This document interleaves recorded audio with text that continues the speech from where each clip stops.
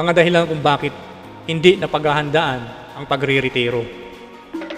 Una, inaasahan ng mga anak, ginagawang retirement plan ang mga anak.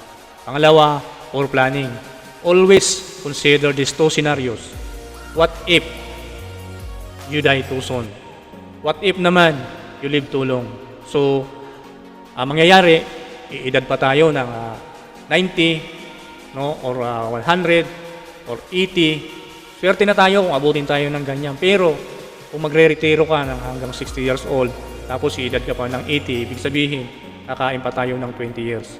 Or 30 years kung edad pa tayo ng 90. So, napakahabang panahon pa niyan. Diba?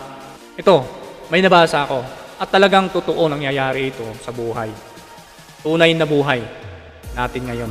Isang matanda na 60 years old, nawala ng trabaho, na nagka-mild stroke, may sakit. Alam niyo anong ginawa? Pinagkakaitan siya ng pagmamahal ng kanyang pamilya.